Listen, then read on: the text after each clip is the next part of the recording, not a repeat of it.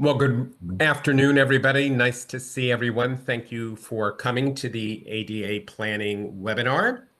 And I'm John McEwen. I'm the Executive Director of the New Jersey Theater Alliance. And we like to start off the speakers giving a visual description. Today I am wearing a blue and white sweater with a quarter zipper. I am a cis white male with brown and silver hair parted on the side with a mustache and goatee. I wear glasses with clear eye frames and bright blue leg frames. I have a blurred background, and I'm coming to you today from Asbury Park, New Jersey, land of the Lenni Lenape. And I'd like to say hello to our good partners over at the State Arts Council. Good afternoon, Lindsay. Hi, John. Hi, everybody. My name is Lindsay Dandio. I am a program officer here at the council, and I'm also the council's access coordinator. My pronouns are she, her. I am a white woman in my late 40s. I have dark, straight hair. I'm wearing kind of dark framed glasses today. I'm wearing a dress with a black in the background and patterned flowers. And my background is blurred. I'm also coming to you from the land of the Lenni Lenape in Trenton. And I would just like to um, thank the New Jersey Theater Alliance and the Cultural Access Network Project, our partners for many years in this work, as access is a longstanding priority of the council. And the Cultural Access Network Project works to educate cultural organizations and facilitate greater ADA accessibility within the arts community in our state. And thank you for being here today as an Arts Council grantee. Your time and your commitment to creating an ADA plan and proactively furthering your arts access within your organization is just so important to help ensure that all New Jerseyans have access to the arts. So thanks for being here today. Great. Thanks, Lindsay. And hello, Kat. Hi, everyone. I'm Kat Lilly. I'm the Access Coordinator with the New Jersey Theater Alliance. I'm a white female in my early 40s. I've got brown hair with some white streaks pulled up in a bun on top of my head. I'm wearing slightly cat-eyed glasses with blue and purple frames, and I have on a long sleeve black sweater with a red neckline, and I have a blurred background. I'm coming to you from Medford, New Jersey, land of the Lenni Lenape. Great. And we're also happy to have Francisco with us. Hi, Francisco. Hello, everyone. Thanks, John. I am Francisco Vizcaino Martinez. I serve as Chief Technology Officer of Different Systems. We've been working with the Cultural Access Network program for a couple years now. I am a mid-20s, sad to say, mid-20s, uh, Hispanic male with a thick black beard, donning a purple button-up shirt, and I have a modern office space in my background. Coming to you from Egg Harbor Township, New Jersey, land of the Lenni Lenape. Thank you so Great. much. So it's wonderful to have you all here. So as you know, you will be submitting your ADA plan on an ADA portal, which I believe many of you are familiar with, though we have updated some elements of the portal to hopefully make your life easier. And what we're going to do today is we will, in just a moment, have Francisco go through all of the various technology elements of the portal, how to register, put in an access code, some of the new features of the portal. And then Kat and I will go through every section of the plan to give you guidance and tips for information that we are looking for as you complete your plan. We're also delighted today to have a couple of members of our Cultural Access Network Steering Committee. All the programs of the Cultural Access Network are guided by an incredible group of about 18 individuals that represent individuals that have disabilities, that are patrons of the arts, or they run agencies that serve individuals with disabilities. So we're so delighted that a couple of them are with us today, and also just want to give a shout out to them as a group for all of their support. So Francisco, is that, oh, also let me just mention, if you have a question, comment, if you could just drop it in the chat. We have a large group today. That would be wonderful. And we're going to stop periodically just to do a quick check-in and see if there are any questions before we move on to another section. So we're going to start with Francisco sharing his screen and just going over all the technology elements from the minute you begin in terms of registration, and then giving you highlights of the new additions that we've made to the portal. So Francisco. Perfect. Thanks so much, John. And as John said, your questions now definitely help us with the process in the future. So please don't be shy. I know there's a large group, so we'll take your questions periodically, and hope this is a very familiar and at the same time exciting process for everyone. I'm going to assume that nobody remembers how to register or anything from the past, so I'll treat this as a fresh group. So the first thing, once we go into the URL of the portal this year, which is going to be adaplansubmission.newjerseytheateralliance.org. This will be all sent to you in an email by next week, so don't feel as though you have to memorize any of this. But once we navigate into the site, we're going to be met with a login screen. With a couple of fields, one of them being the organization/evaluator ID, and then the other one will be your password. We have some announcements on the right-hand side of the screen that will serve to give periodic information. But the core of this registration process is going to be down here at the bottom, where it says "Don't have an account? Register." For this year, organizations, even if you have a plan submitted through the old portal, which we're now calling the legacy portal, you will all have to re-register again using the same access code that will be provided to you in an email. So once you have that access code handy in that email, we're going to head over to "Don't have an account? Register." And once I click on that button, it will take me to the create an account screen for your organization. This is where you'll be able to input all the organizational information as well as the contact information that will be used for anything like password resets, and the submission confirmation once that your plan has been submitted. So let's go through each field one by one, and I'll walk through what a normal registration process look like. The first field that I get asked here in this form is the organization ID. This is going to be your access code. These will start with NJ Access in all capital letters, followed by 3 numbers, and these are all assigned to you. So if you have any doubts, please refer to that email that you'll get next week. So an example access code that I could possibly get will be, for example, NJ Access 997. This is it's one I made up in in the moment. The next field is going to be my organization name. So please input or enter your organization name as you would like it to appear on your plan. For right now, I'll just put demo organization.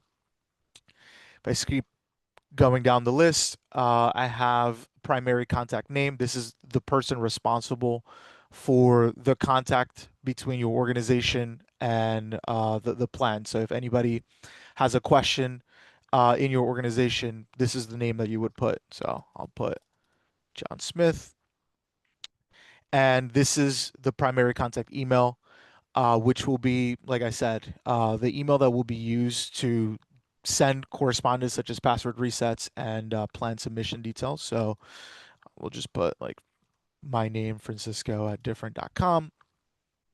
And then I'll be asked to create a password. At the bottom, you can see here the requirements of the password. We want to try to enforce some cybersecurity policies now that, you know, there's a lot of information theft out. So please take your time to read these requirements and create a strong password that you will also be able to remember at the same time. I encourage password managers if you don't have one, but sticky note on your desktop can probably do the job.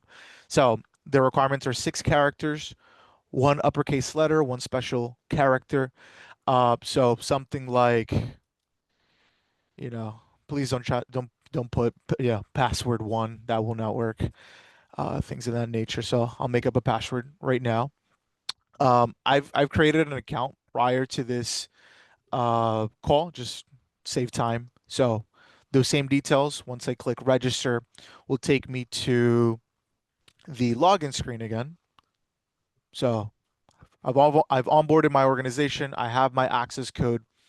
So now I'm gonna log in. If I go in and put those same details, so NJ access 997, and I go in and put my password, I can go ahead and log in. And once I'm logged in, I have a couple of cards here on the dashboard with some new features that are going to be useful to you all as you fill out your plan. So the first thing I see at the top is the name of my organization as I've inputted it during the registration screen. For this example, I just use a demo organization name. At the right-hand side, I have a card that has resources. Currently, we only have the New Jersey Theater Alliance resources link. By the time that you have access to your account, you'll have more resources, including these recordings, to be able to help you complete your plans. On the left-hand side, I have the main card, which is going to be the plan submissions, where you can view your current and past ADA plan submissions. If you've submitted a plan in the past, that plan will still be visible through this link. So here at the bottom of the page, I have a looking for older plans, log into Legacy ADA portal, and that will take me back to the plan that you've used to submit in the past, if you have. That may be a useful tool for you to reference as you're filling out this new plan, because some of the questions might be similar. Moving on to the actual table that contains my plan selection here. So we have the fiscal year 2026, 2028 plan. It's due on January 9th, 2026. I can see the status of my plan, and this will update live as I go and uh, you know, complete it or leave it in progress. By the time that you enter into your account, you'll see a not started status, which is normal. If I go in to my actions here, I have a button that says manage with 3 dots to the right hand side. If I click on this, I have 3 options that come down on the drop down. This is what you're going to be doing mostly when you're inside of your account. So you can either view your current plan progress, export the plan into a PDF or a doc, which I'll walk through and talk about once we get a little further in the discussion. And you can also edit your plan details, which is what we're going to do now. So let's get started on this. So fiscal year 2026, 2028, let's go ahead and edit this plan. Okay, now I'm on the main plan submission screen or edit screen. Once again, I'll have the name of my organization here at the top with the fiscal year that I'm editing at the top bar. I should also mention that at any point I can go and click this log out button at the top of the screen to the right hand side. If I click this log out button, it'll ask me, yes or no to log out. I can also click this return home button at the top bar to go and take me back to that main screen in case I need to go back for whatever reason. And to the left hand side of the plan, you'll see all of the sections, all of the respective sections inside of the plan, which John will walk through thoroughly in just a second. As I look down and I scroll down on the main plan screen, here I can see all of my questions. And just to give you some context as to what all of these sections statuses mean and how do I actually complete this plan progress. Really simple if you're familiar with the old plan, pretty familiar feeling. So if I just take this question as an example. Question A, my organization name. I'll go ahead and put demo organization. You'll see everything is still auto saved. So at the top of this bar, you'll see the question save status. So if I do that again, primary contact name, Francisco Vizcaino, which is my name, you'll see at the top right, there's a little saved button. If for whatever reason yours is stuck on like saving with that little loop, that just means your question isn't being properly saved. That may be due to an internet issue, or you just may need to refresh your browser.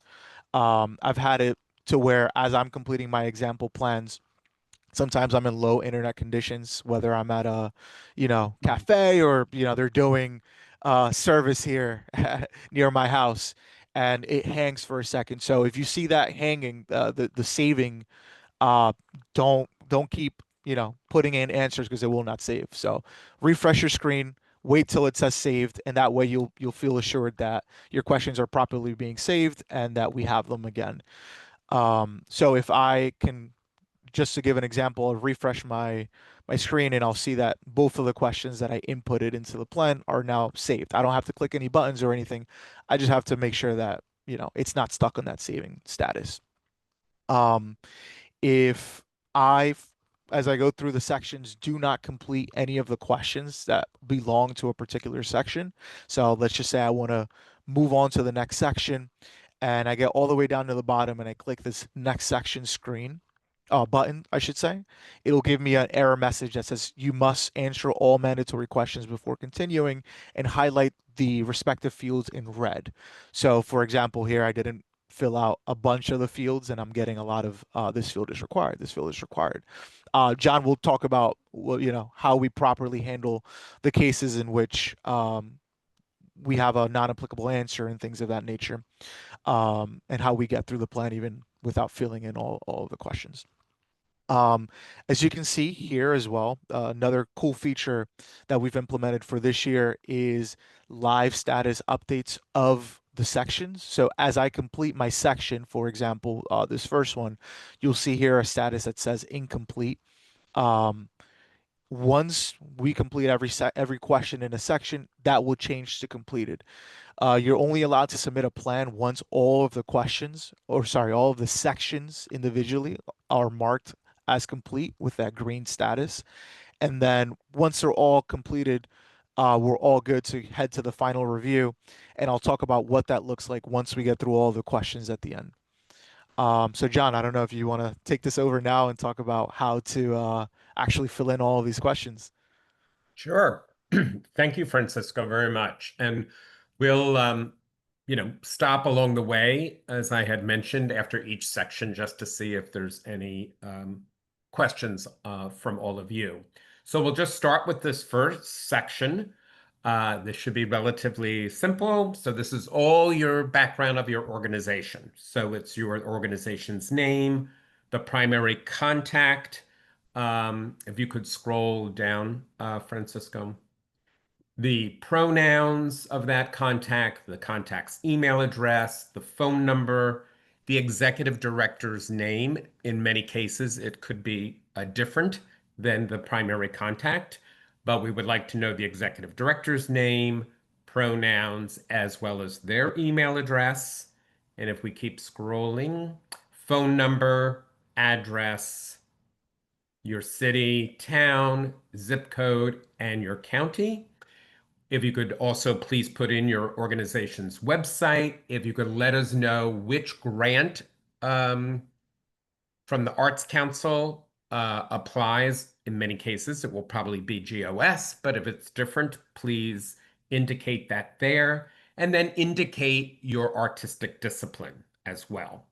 And again, these are all mirror what you're all familiar with in terms of the categories from the council. Please put in your organization's mission. This is very helpful to the evaluators who are evaluating the plans. They want to know as much about the background of your organization and what programs you offer. So the mission statement is helpful. You're going to give a brief paragraph of the programming that your organization offers. You'll then check all that apply of the various types of events your organization offers. If for some reason there's a type of an event that's not listed there, there's an other text box and you can just um, type it in there. If for some reason this you don't have anything in the other, just put in not applicable. It's important that all text boxes and appropriate radio buttons are selected in order for the system to indicate that you've completed that section. Okay.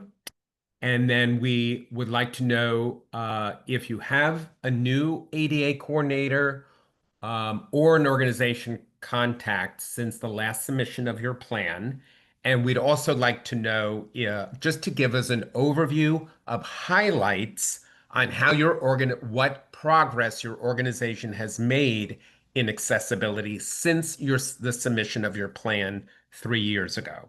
Again, very helpful. That should be very helpful to all of you to reflect and say, since the last submission of our plan, we've been able to implement a sign interpreted program. We've been able to purchase listing enhancement devices or update our website, whatever it might be. That's going to be very helpful to the evaluators. And again, think of this plan, and it is a plan. This is a document that's going to be helpful to you because we want you to refer to it periodically, and also helpful to any individual that might be new to your organization coming in and maybe be given the responsibility of access. They then have a tool to look at and refer to really get brought up to speed and a good sense of your organization's access position and plans moving forward. So that would be that section there. Before we move on, are there any questions on this section? Kat, do we see anything in the chat? No Nope. questions in the chat. Great. All right. Now we're going to be moving on to the next section, which is all about policies for the organization. So as you know from Access Thursday roundtables and other educational opportunities that we've been offering over the years, we do have an ADA self-assessment tool on the Cultural Access Network website. And you'll actually see in that question, you'll see where you can find that on our website. We really strongly recommend that you use an assessment tool. You don't have to do an assessment all in one sitting. Please do not do it by yourself. And the assessment tool is designed in the same sections as the ADA plan. And this is a great way for you to just have an understanding of where you are in terms of your accessibility, but also what's possible for your organization. In terms of planning, we have to know where we are before we know where we're going. So the assessment tool will be really helpful for your organization to get a sense of the current position in terms of access in various sections, policy, marketing, programming, facility, and also give you a sense of what's possible and what your organization can work on to strengthen accessibility moving forward. So we want to know if you've gone through the self-assessment tool, and if you have, we just want to know what process, who was involved at your organization. Some organizations have contracted somebody to work with them on the assessment. So please answer all of those questions. What were some of the key findings when you went through the assessment? Some of the key learnings that you discovered? And if for some reason you have not begun the self-assessment, we want to know the timeline for you to begin it and complete it. Can I just want to point out one thing really quick. If you'll see, I'm going to use question 3 as an example. That's kind of a more long form answer. There's a little size grip over in the corner that you can just pull that box down and enlarge it. And many of the all of the questions that are in that kind of, that want a sort of more expanded answer will have that, including when you get to the section on goals. I know in the past we have not had that, and it's just kind of put it out in a long string, but we have fixed that this year. That's great. Thanks, Kat. And then if Something you, else, sorry to yeah, cut you off, John. yeah, Something no else that worries. I do want to mention as well as folks are seeing me jump around between the sections is that you do have the ability to start from any section. You don't have to start from the first one, or there's no particular order in which you complete them. So if you have multiple people working on this in your organization, you may want to say, hey, you take over sections 1 through 6, and then I'll take over 7 through the rest, for example. The only point that I will say about that is that it's a it's advised to not work to multiple people work on the same section, just because of the way that the question saved, you may overwrite each other's work by accident. But otherwise, you're more than welcome to work on multiple sections out of order in whatever order you prefer, as long as it's marked as completed by the time that you're done working on said section. So, That's a very, very good point, Francisco. So, for example, you might have, people from your marketing team working on the marketing section while you're working on policies and practices. Um, so you just do need to go in and utilize the same organization ID and password, though. So keep that in mind. So if we could just go to question 4 here on this section. So if you have completed the self-assessment, just let us know the date that you completed it. And then again, what's your date for planning to complete it if you haven't started it yet? So please put that in there. We do suggest that you do a self-assessment every few years. It's really good to do it right before each time you have to submit an ADA plan. It will be very helpful to you. A board-approved policy statement regarding ADA. So we've talked a lot about policy statements over the years. You can find samples on our website. A very simple policy statement would be ABC Museum is dedicated to ensuring that all of its programs and services are available to all. That is a very simple statement, but we would like you to let us know what your statement is. Was it board approved? Because that is a policy, so we would like it to know that it was board approved.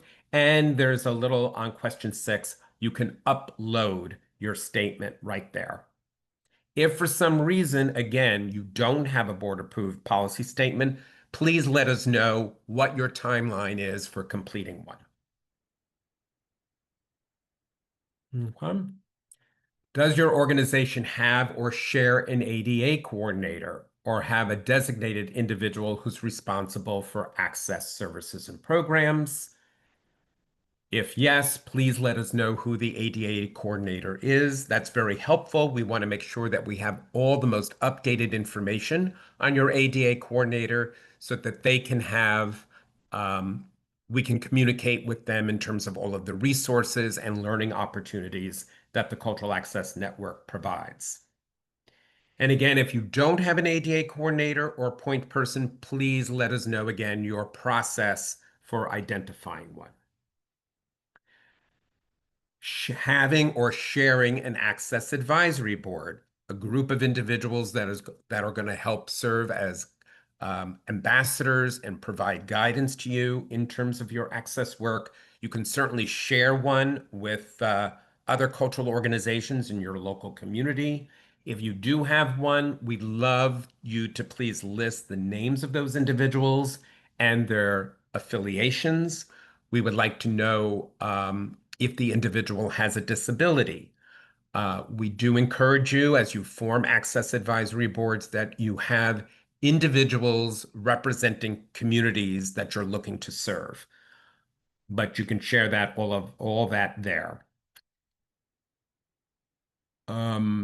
And we'd also like to know about your awareness training. So we really recommend that there's access awareness training that you offer your staff, your board, your volunteers on an annual basis, because there does tend to be turnover. The Cultural Access Network can provide that training for you.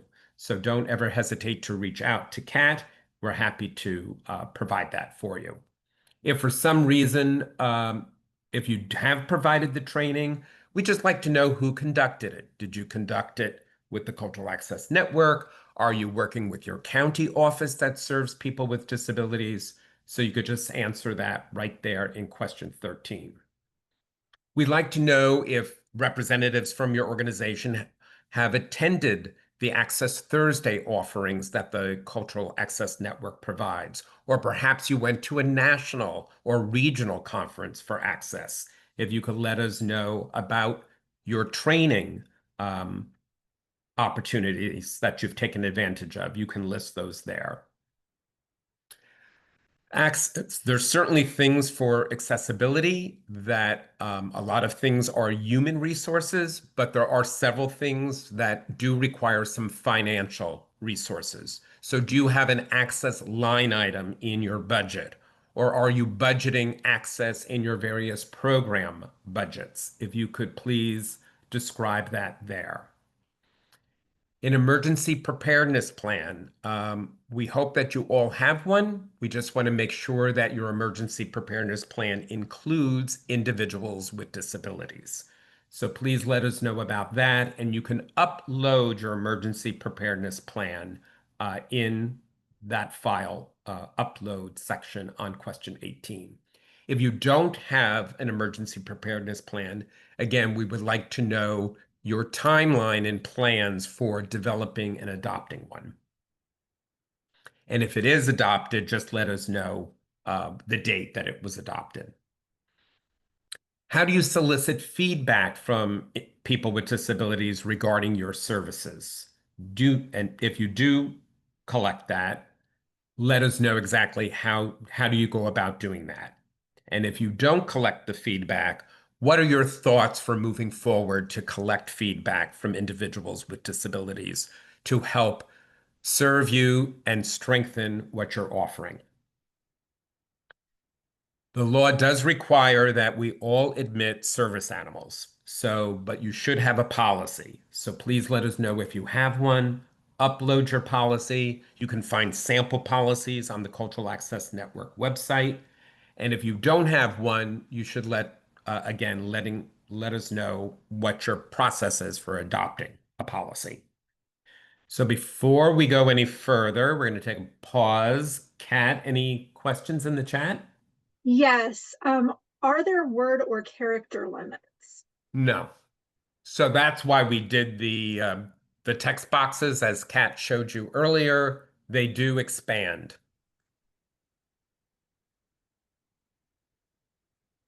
Okay. And that All was right. the only question for. Great. All right, let's move on to our next section, which is employment and volunteer practices.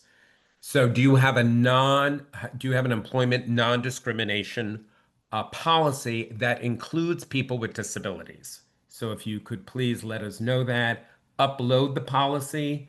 If for some reason you don't have one, again, share with us the timeline for developing one. If you offer employment forms, intake forms for employees or volunteers, many organizations have very structured volunteer programs. Will you be offering those forms in different formats? Large print, would you be willing to take the information over the phone? So please let us know about your policy as relates to employment and volunteer forms in different formats. Again, if you don't have a policy with regards to alternate formats, we'd like to know what your plans are for adopting those policies. Does your organization have a plan to provide reasonable accommodations for meetings? So, for example, your office, for whatever reason, may not be accessible, but you're going to be interviewing a volunteer to do some work at another venue where you host your programming. When you interview that volunteer, you just want to make sure that the interview takes place in an accessible location. So that's an example of that. So let us know about how you ensure that interviews are taking place in an accessible location. If you're proactive in hiring artists, staff, or volunteers with disabilities, please let us know that. And please provide any details on how your organization goes about hiring people with disabilities. How are you proactive? What's the steps that you're planning to take to be more proactive? And then in terms of essential and marginal functions of the job. So we have samples of job descriptions that outline essential and marginal functions.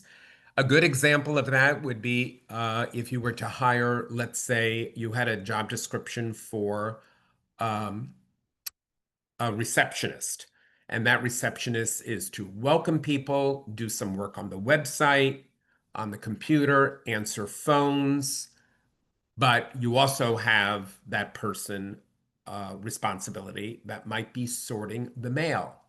That sorting of the mail might be a marginal function of the job, where the other elements of welcoming people, doing some work on the computer, answering the phone, those are essential functions. I use this as an example because a colleague did interview somebody, a wheelchair user who had all the great skills for all of the essential functions: the answering of the phone, welcoming people, great computer skills, but their wheelchair was not really going to work that well in the mailroom to distribute mail. So they identified that as a marginal function, and they gave that responsibility to another staff member because they felt the individual was more than qualified to meet the essential functions. So that just gives you an example there. Any questions there before we go on to the next section? No questions in the chat. All right. The grievance procedure. So my guess is you have grievance procedures for your employees. So this is a patron-facing grievance procedure that we're asking you for. Again, it's a policy, so it should be board approved.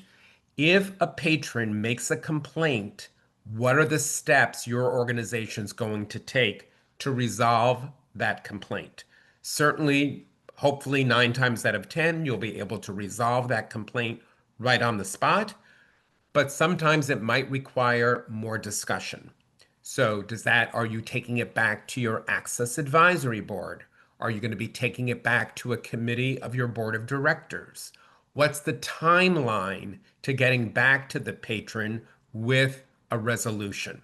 I would just suggest getting back to the patron with a resolution that it should be within a couple of weeks. We've seen some folks that say 30 days, 60 days. I don't think that's going to make the patron feel too good. So try to utilize your timeline in getting that grievance resolved within a 2 or 3 week period. But again, we'd like to know about that grievance procedure. If for some reason you don't have one, if you could please, again, provide what your timeline and process is to developing one and getting it adopted by your board. Any questions on grievance procedures? And again, you can go to the website and you'll see a sample there. No questions. Okay. Virtual, we know many of you are still doing some digital programming, so we just would like to know if you are currently doing it or plan on doing some virtual programming. Maybe after, right, a lot of you were doing a lot of virtual programming during the pandemic. You may not be doing as much now. So you might want to you might hit non-applicable. And then you could just let us know why it's not applicable. You could just simply say, since we all came back in person, our organization's programming is only offered in person. Something very simple along those lines. But if you are offering some virtual programming, please let us know, who's doing it, what type of programming are you offering? Is it readings? Is it lectures? Is there a cost involved? That would be helpful, just so we have an idea of what's being offered. And then if you go to question 33, in your virtual programming, are you making that virtual programming accessible? Are you having captioning? sign interpreters. And you could just let us know that there. Now, again, if you're not offering any virtual programming, on question 33, once again, you would hit not applicable, and then you can explain in the various goals that does not apply to my organization at this time. However, if you are planning on offering or currently offer accessible services within your organization for virtual programming, let us know what the goals are. Maybe you are offering virtual programming, but you haven't thought of incorporating sign interpretation or incorporating description or captioning. Though today, captioning you can, if you're using Zoom, certainly, you'll be able to utilize the captioning services of Zoom. But we want to know what your goals are. Again, keeping in mind that this is a plan. Access does not happen overnight. So what's your plan to just move this part of access as relates to virtual programming forward? Maybe your goal for FY26 is you're going to research what's possible for virtual programming and accessibility. And then you're going to start to implement what you learn in FY27. But just again, keeping in mind that this is a plan and not necessarily a progress report. So it's really important to keep that in mind. Who's the person at your organization that's responsible for implementing access into your virtual programming? Is there an estimated cost? And if for some reason none of this is applicable, just fill in that text box there and just simply say why it's not applicable. And again, because you see all those little red asterisks after each area means that it needs an answer. And if it's not applicable, you just put NA everywhere. That's correct, right, Francisco? Yes, that's correct. Okay. Every text box needs something in order to, validate that you've completed it. Okay. So any questions on that section, Kat? There are no questions in the chat. Oh, you guys are good. All right. Going on to program offerings for those with hearing loss and those who are deaf. So do you have a listening enhancement system that's provided at the venues in which you provide programming? Is this already in practice? Yes or no? If for some reason this does not apply, you can put non-applicable. We would like to know why it's not applicable. And then again, your various goals. Now, perhaps it could be you're going to research where you can get listening enhancement devices. Or in our case at the Alliance, our goals would be we're going to assess our inventory of listening enhancement devices in FY26 and determine what additional equipment we would need to purchase. And then in FY27, purchase 24 more listening enhancement devices and transmitters to share with the field. And then in FY28, we're going to continue to assess our inventory and purchase equipment as needed. That's a very simple way of what our goals would be, but the same would be for you. Even if you tour and you're using other venues and you're doing programming, you want to see what the listening enhancement system devices are at the venues in which you tour and partner with. And also, we'll just want to remind you that if you do want listening enhancement devices, we do loan them out to arts organizations. You can always contact Kat. In fact, we are going to be purchasing more because the demand has been so great. But that's just an FYI to you to keep that in mind. Who's the person at your organization that's going to be working with the listening enhancement devices? Is there an estimated cost? Are you looking to purchase some devices? Are you looking to just get them on loan? So you could just put that information there. Again, if this for whatever reason is not applicable, you're just going to explain why that's the case. Sign language interpretation of performances, guided tours, lectures. This would be for individuals who are deaf and communicate through sign language. So again, letting us know if you're doing anything in this area. And if not, if you are, we want to know what you're doing and what you're planning on doing to increase sign interpretation. Maybe you're not currently offering it, but you're going to start to offer it. We want to know what your plans for sign interpretation over the next few years. Again, if it's not applicable, just explain. Who's going to be responsible for sign interpretation at your organization? Is there a cost? Sign interpretation, there will be a cost. That would be hiring talent to actually provide the interpretation, either for a performance or a lecture. You would need to give that thought in terms of the cost for that service. And in question 36, open or closed captioning. Open captioning at a performance, a lecture. If you offer film, you would probably be having closed captioning to be a part of your video in film. So again, letting us know if you're currently doing it, if you're not doing it, and you have goals to either build upon it or start it. That's where you would put the goals. If not applicable, you're going to let us know why. You're going to let us know who is the person responsible in this area. If there's a cost involved, we want to know that. Advanced copies of scripts, overview of the event.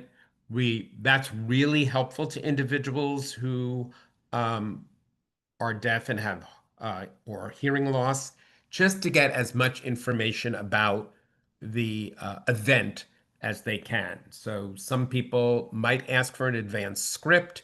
They might look for things on the website. That would certainly, you're providing them advanced notification of an overview of the event or a synopsis of the event. You might even want to say, we're going to do this and we're going to upload it onto our website. So this is what you're going to do all in this section is how are you, if you're currently not doing it, what are your plans to get it going? If you are doing it, or do you have some goals to increase what you're doing? And again, if it's not applicable, you're going to let us know. Estimated cost, it's going to be this is something that's going to be minimal cost. It's more staff time, unless you're going to actually print things out in advance of those synopsis, then there might be a small cost there. Printed self-guided tours. Certainly this is something that many museums offer, but this may not be applicable to everybody. But if it is applicable, let us know how you're going to build it or how you're going to start it. And if it's not applicable, just simply let us know why that's the case. And then the rest of the questions apply. Who's responsible, the estimated cost. Any questions on this section? There are no questions in the chat. All right. Our program offerings for those who are blind, low vision. Audio description. Are you offering any audio descriptions of performances? Audio described tours. Let us know if you're currently doing this and how you're going to build upon it. If you haven't been doing this, but it's certainly an access service that would be applicable and you're going to get that started, let us know how you're going to begin that through these various goals. Again, if it's not applicable, you're going to explain, you're going to let us know who the person is that's responsible for this and the estimated cost. So audio describers, again, that is a talent that you would contract. So there would be some small, some fee in order to support the time of an audio describer. Just another side note, we are in the spring, we've been offering audio description training primarily for theater in collaboration with Paper Mill Playhouse. We're going to be offering another series of trainings in the spring. We're also going to start to implement an audio description training program for museums and visual arts organizations. So just be on the outlook for that.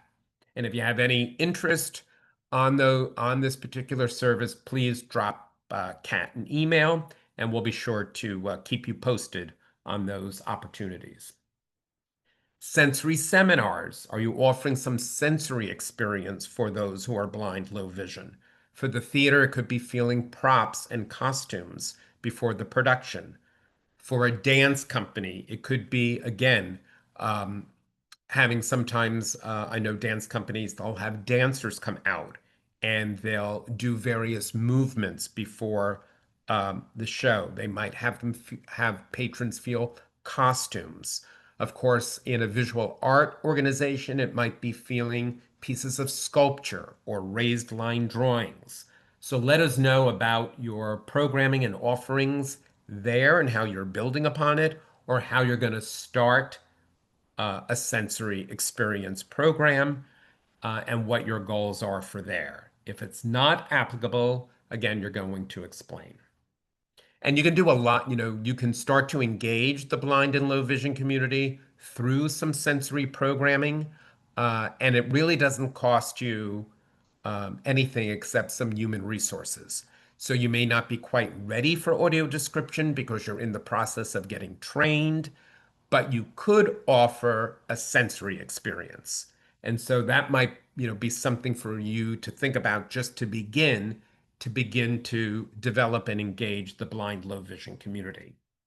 Braille materials. Are you offering any Braille materials and signage or other printed materials, like your programs, for example? So let us know your thoughts there.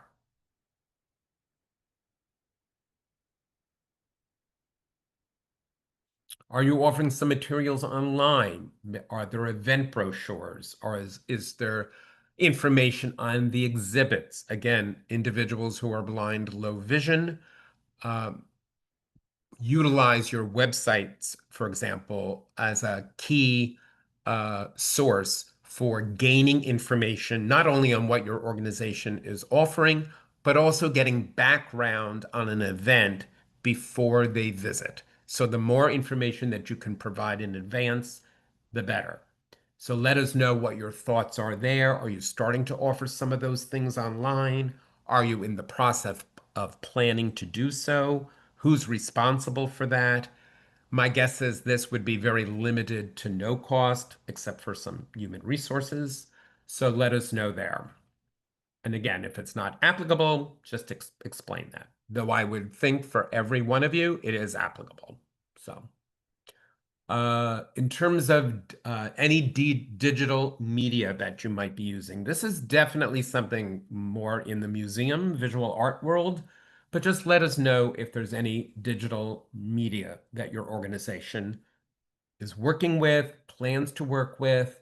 If it's not applicable, again, you're just going to explain that to us.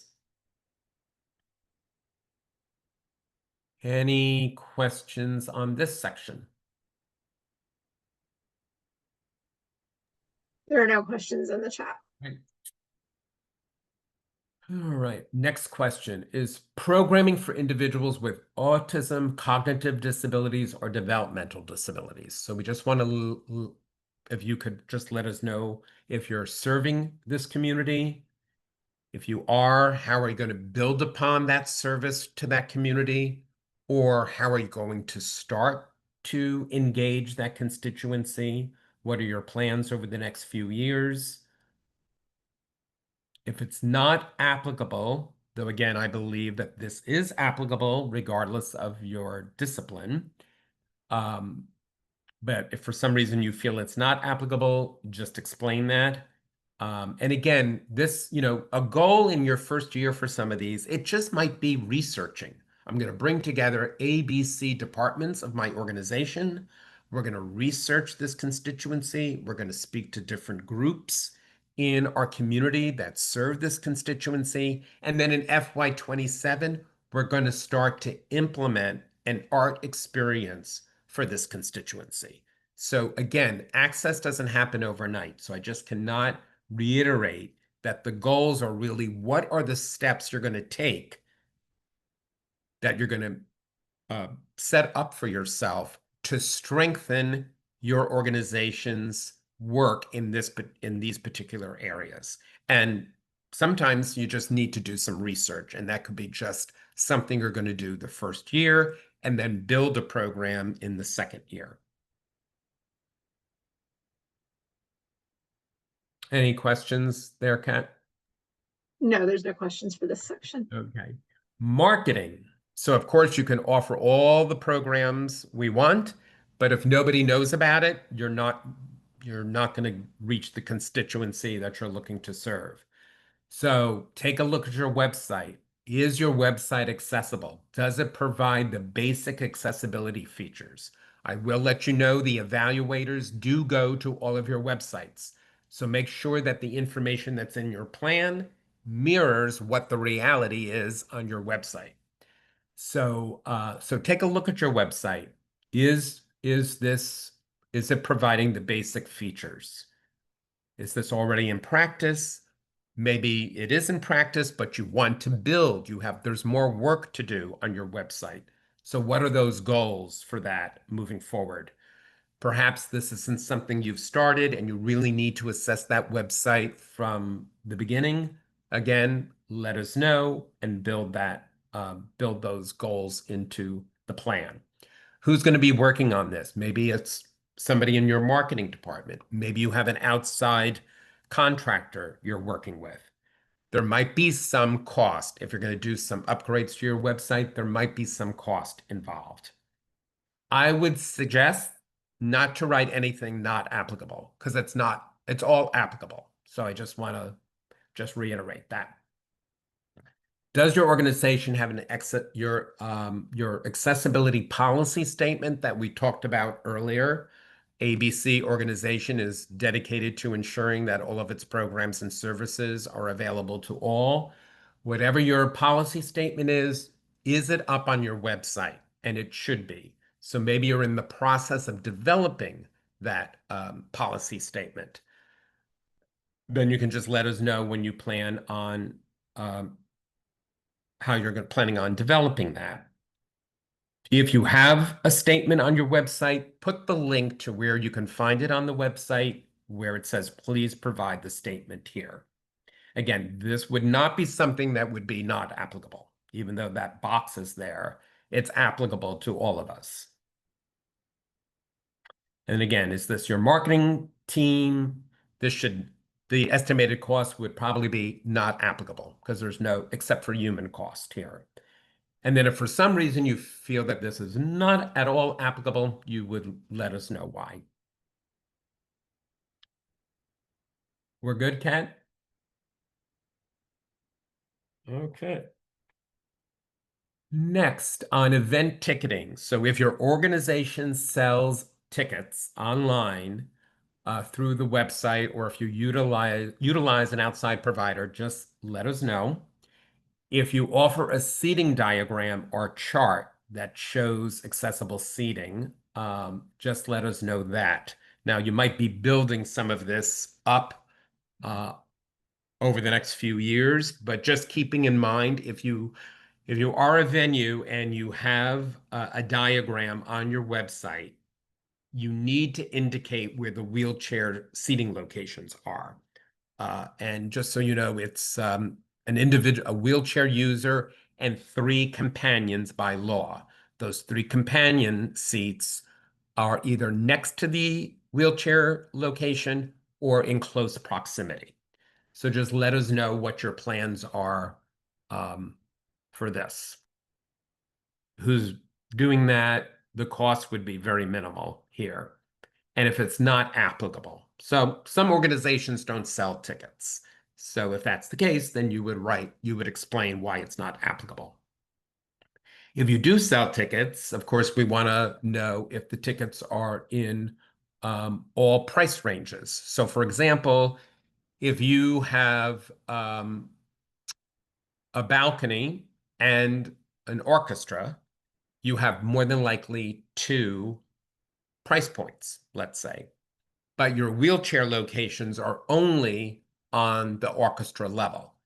You do need to make sure that there are wheelchair locations on the orchestra level at the balcony prices. So you need to give the wheelchair user, the same price option as you give everybody else. So that's just important to keep in mind. So just explain all of that there, your different price points in that box. We're just curious if you offer discounted ticket prices to individuals with disabilities. It is not required by law. It is just a policy of each organization, much like most of us offer student rates or senior rates. This is the same idea.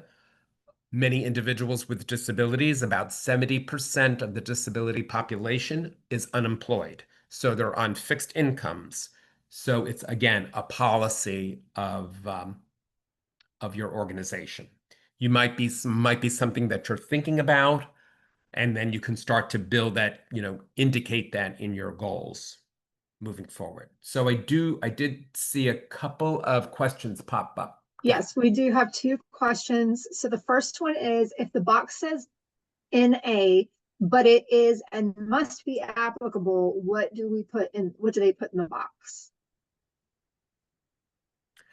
So can you repeat that question? Yes. If the box says not applicable, but it is and must be applicable, what do I put in the box? Well, then if it is and should be applicable, you're not going to check off non-applicable.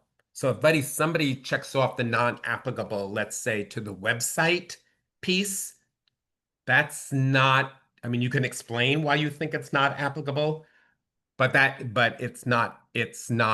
definitely is applicable, websites. So then you may need to work on your website so you could check the box that it's not currently in practice. Then you would check off no, but then you have goals on how you're going to increase the accessibility of your website.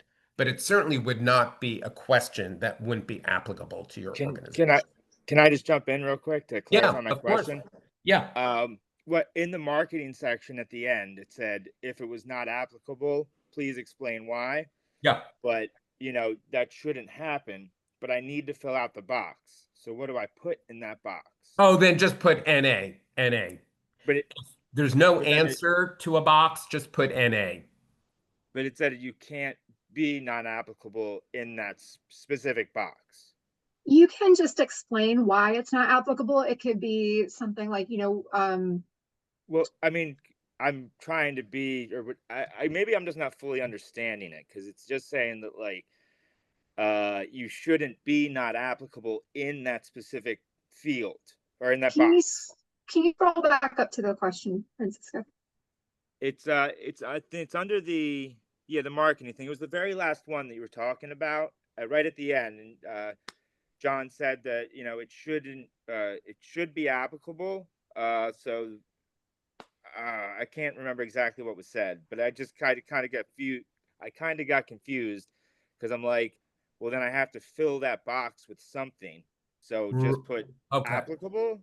Okay. So what I would do, the only reason you would fill in any explanation where it says if not applicable, explain, is if you checked off the non-applicable if you could scroll, if you check that off, then you need to go down to the bottom and explain why there.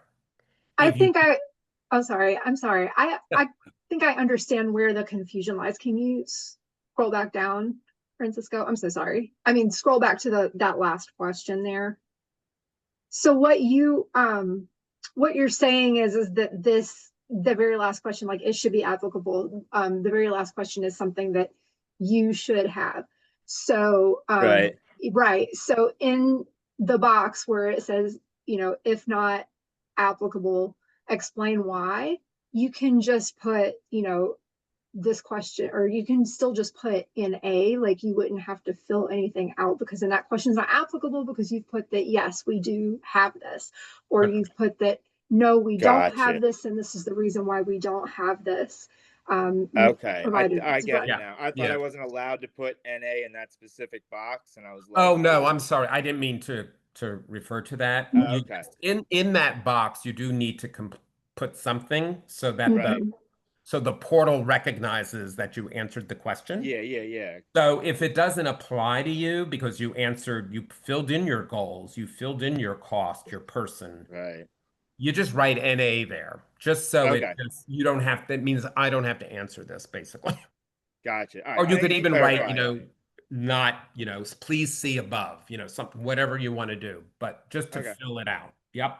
Gotcha. Thank you so much. Oh yeah, sorry for the confusion. No, it's okay. Confusion there. So But we anything, have two, ticketing?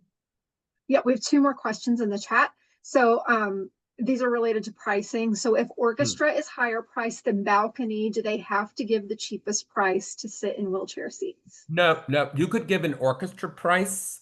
Let's just say the orchestra's 50 and the balcony's 25. And you have several wheelchair locations. You can certainly have a couple of those wheelchair locations be 50, but you have to have a couple be 25. So you can't have all of the wheelchair locations at $50. You have to have a balcony price option at least offered. But you don't have to discount all of them. No. Mm-mm. It's just so that the person has the option, just like like anybody, they have two price points, like anybody does. That's the law. That's why it was designed that way. But what if there's oh, only one wheelchair section? But how many seats in that section? I'd say 12. 12. Then some of those, I would say 6 of them should be $25 and the other 6 should be 50. You're giving people the different price points that you're offering everybody else. Okay. Because they don't have an option to take the balcony price because it's not accessible. So therefore you have to be fair, you're now offering an accessible a balcony price for them. It just happens to be on the orchestra level. Okay. So this way they have price choices like everybody else. The next question I think is about companion seating. And so it says, does the entire party of 4 pay the same rate? The wheelchair, most organizations will do the price. If you discount tickets, which many of our organizations, your colleagues do throughout the state, where the wheelchair user gets one price.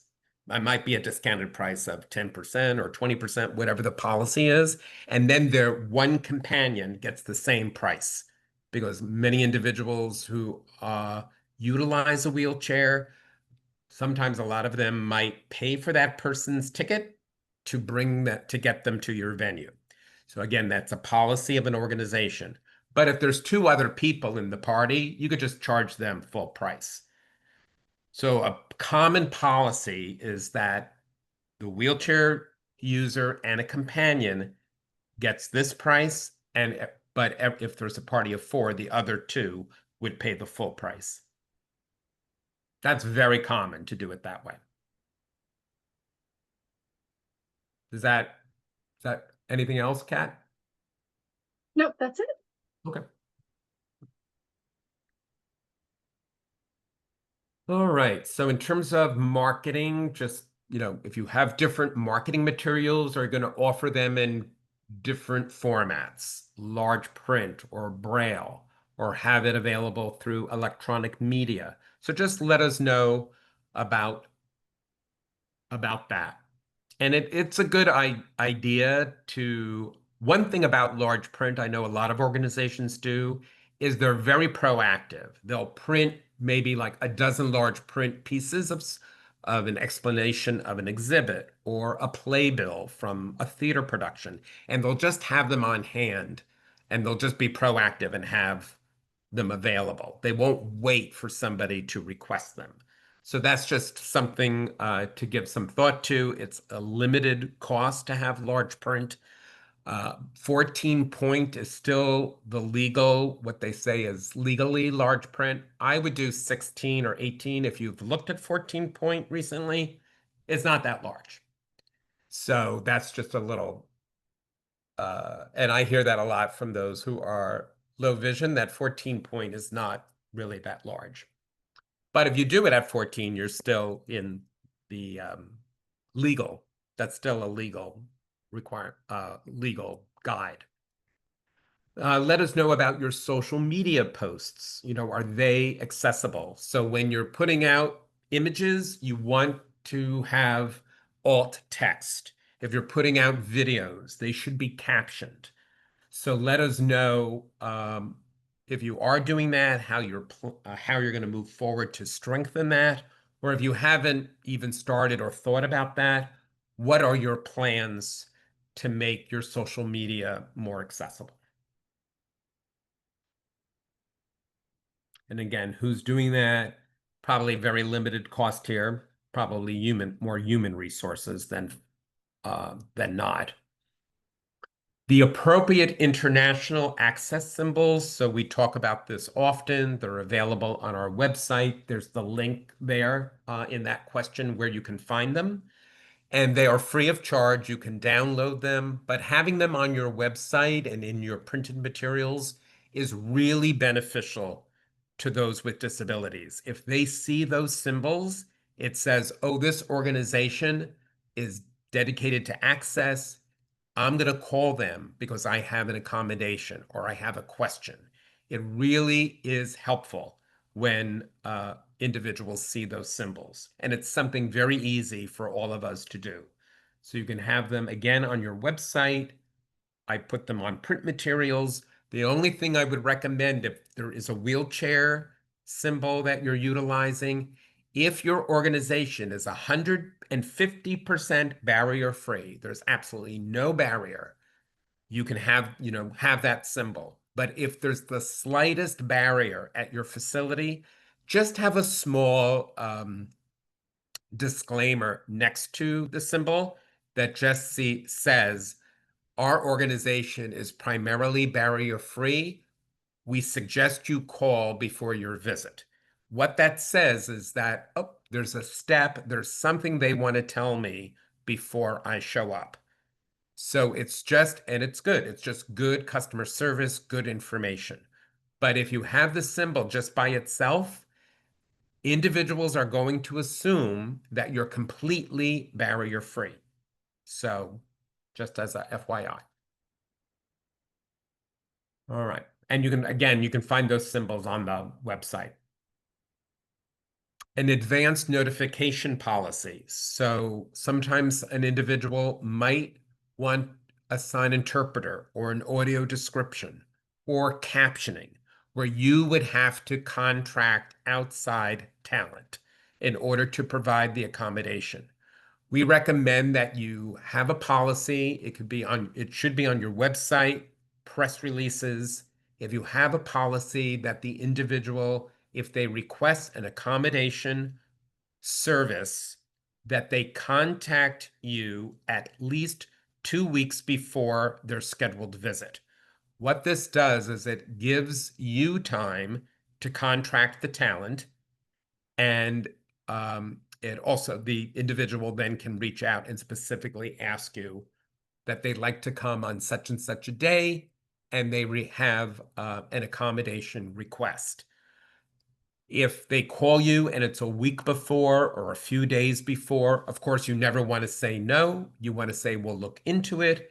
Many times the individual making the request can assist you in identifying talent because they want to come and experience what you're offering. So ask them if they have some suggestions. But the 2-week window, it's just really there to give you time to secure the talent of the request. If you haven't developed that policy, it would be a good idea to start to write that up and get it approved by your board. So what's the steps you're going to take to make sure that that policy is enacted? Policies are always good, maybe in FY28, because the policy is going to be developed and approved in FY26. Then you're gonna start to post it everywhere. And then in FY28, you might even say, we're going to assess and reapprove this policy. It's good to have policies every couple of years, 2 or 3 years. It's not a bad idea to always assess policies. Sometimes you just might want to maybe make a tweak to it. So that could be maybe a goal that you would have in 28, for example. Again, who's going to be doing this? And there's going to be little to no cost here, except human cost. If you do have an advanced notification policy, if you could just place it there in question 56. And if you don't have one, just talk about the timeline for developing and adopting one. How are you utilizing your advisory board to get the word out about your services? So maybe you're just in the process of developing an advisory board. Maybe the advisory board you have, you're going to think about, maybe you're going to develop a speakers bureau for that advisory board who's going to speak to various constituency groups. Whatever it might be, that's where you're going to let us know that you're starting it, but we have more work to do to utilize the advisory board in terms of marketing, or you haven't started it at all, and these are the steps you're going to do to build an advisory board and get them engaged to help market your programs.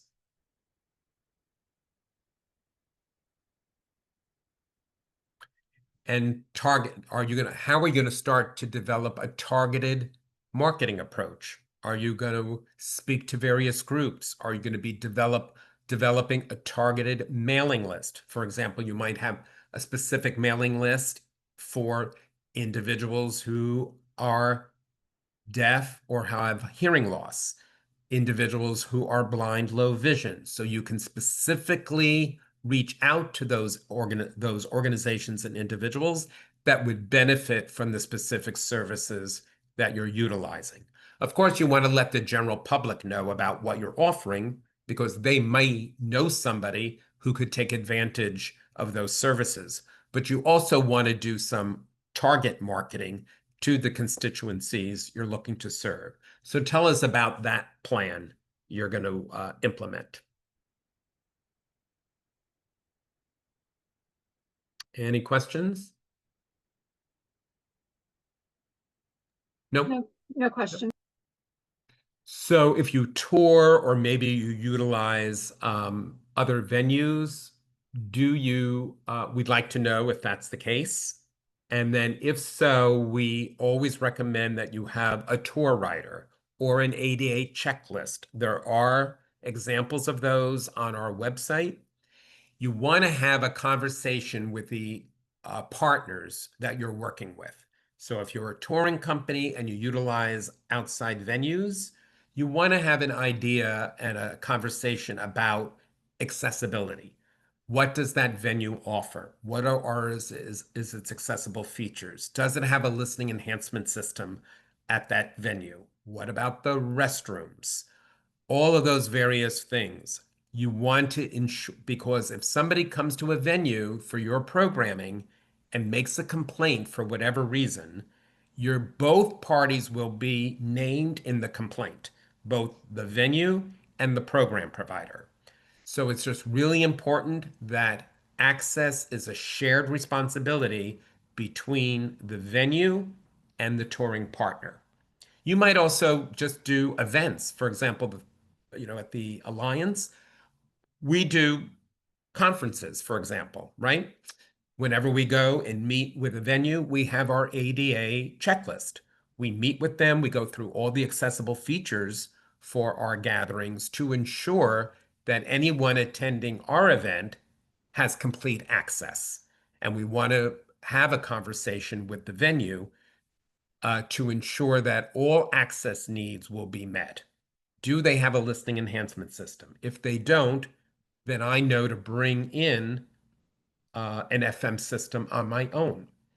Are there some access services we could share in the cost? All of those things, we have that conversation before we sign the contract that we're going to actually utilize that venue for our event. So you want to upload what you use for your particular situation. maybe you don't tour, you don't use outside venues, then you would explain that in the if no box there. What is the percent of seating that should be set aside for, it depends upon the number of seats that you have. There is a chart on the website, on the Cultural Access Network website. We do have a chart there that indicates, based upon the number of seats you have and the percentage of the wheelchair So seats that need to be available. in the plan itself, there is actually a link to a website that has that calculator where you can go and plug in the number of seats in Oh, that's your right. Yes. facility, Mhm. and it will tell you how many you should have.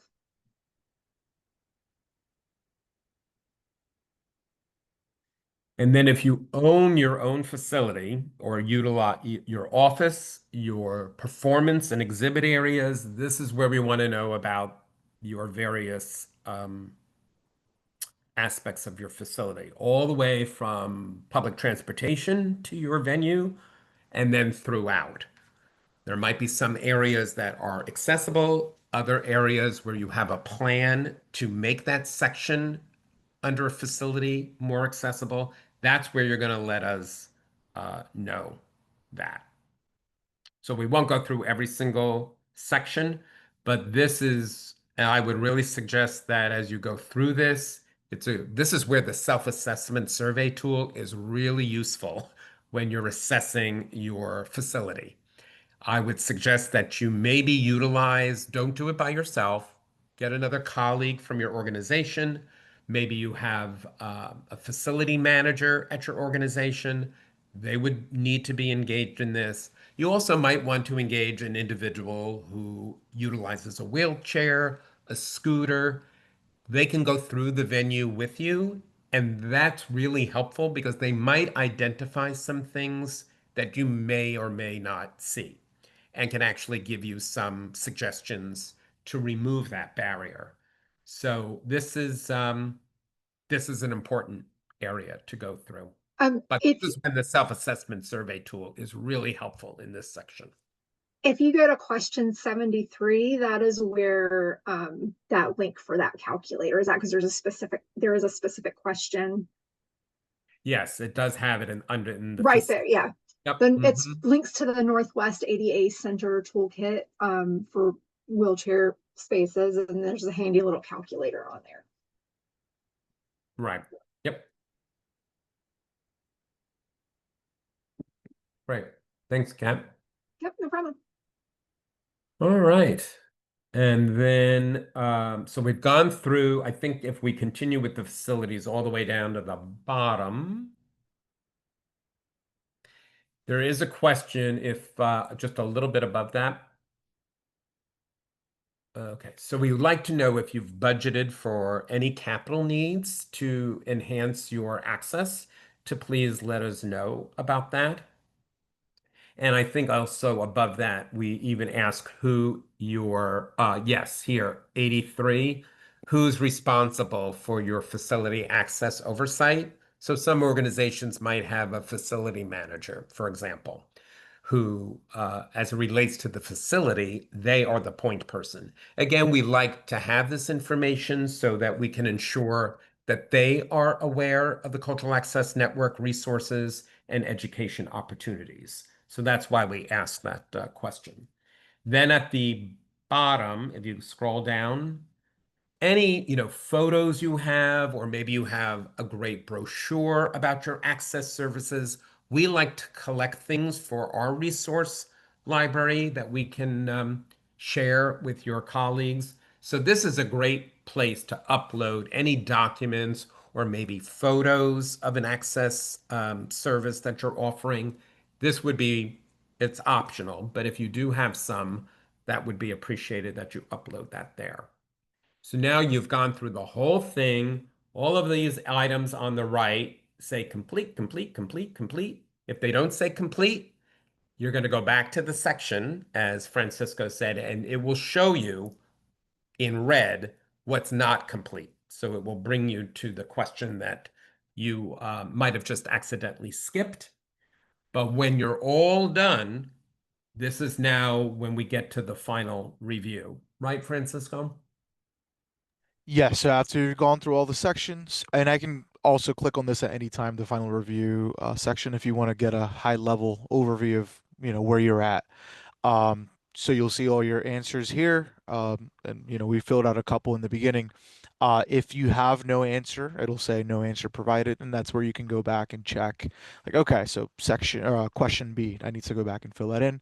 Once I get all the way down to the bottom, and I've reviewed my whole plan, then I can click on the submit plan button here.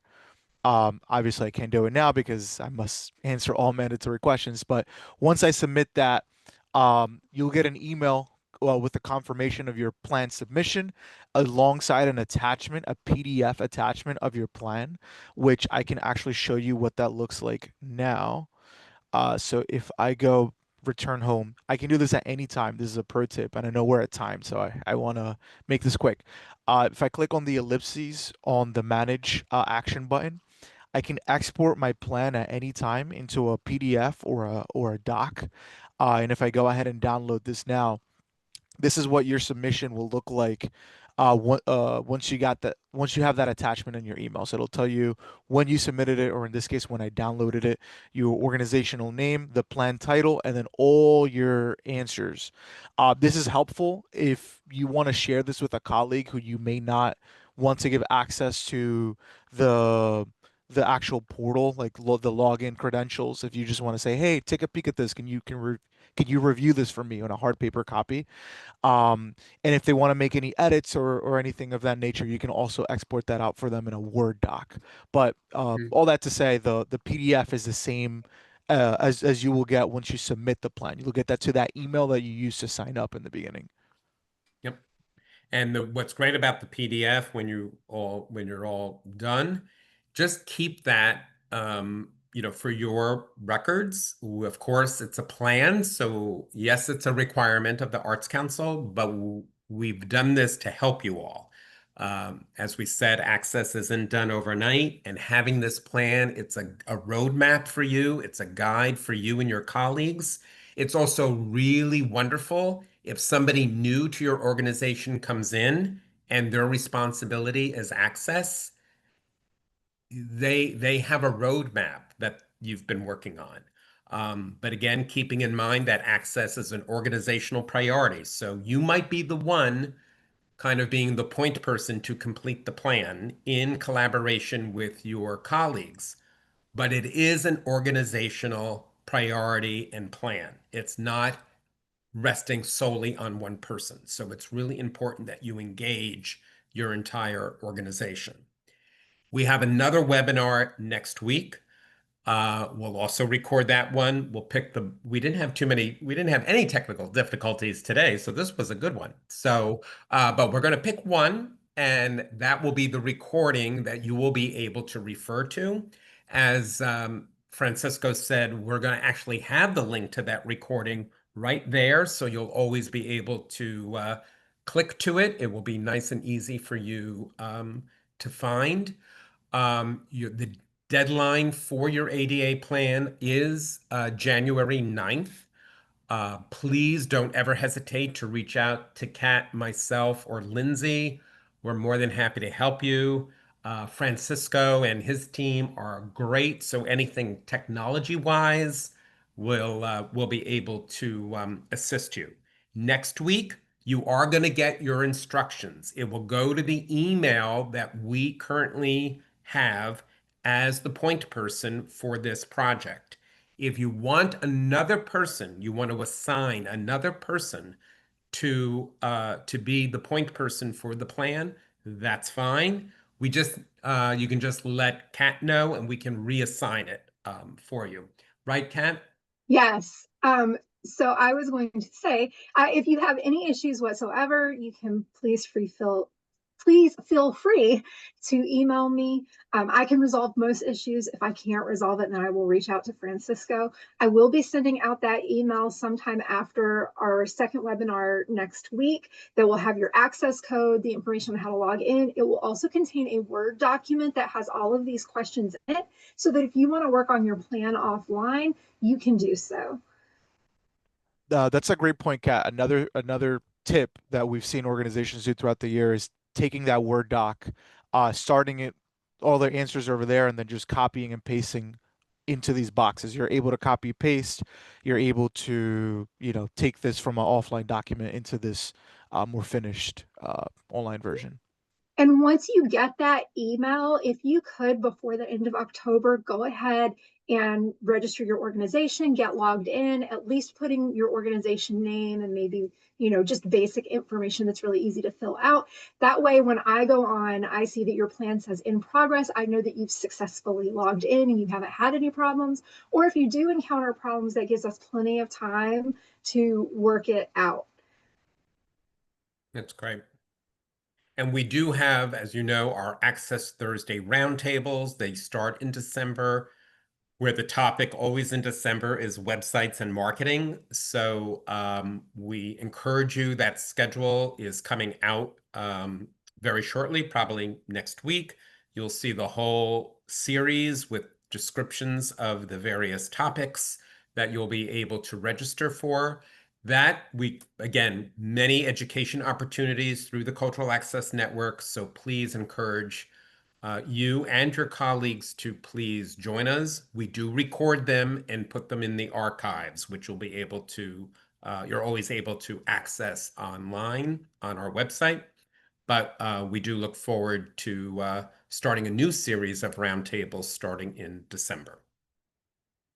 And I know we're at that right on that minute, but I just want to see if Lindsay, any thoughts you want to share before we go? Just want to say thank you again to Francisco, Kat, and John. Thank you so much. And if you do have any questions, please do not hesitate to reach out to me, particularly as it relates to the Arts Council and your requirement, but it can be anything. And if I don't know the answer, I will certainly forward it over to Kat and John. Or, please feel free to email anyone of the three of us. Great. Well, I too want to thank the Arts Council for your continued partnership in this work and your commitment. And Francisco, thank you and your team for lots of great, exciting new features on the portal. You're making life so much easier for us. So we're so grateful for that. Thank you, Kat, for all the care that you've taken in this whole process, and to all of you for being with us today. So thank you so much. And any questions, don't hesitate to reach out to us. Have a great day, everybody. Bye-bye. Take care.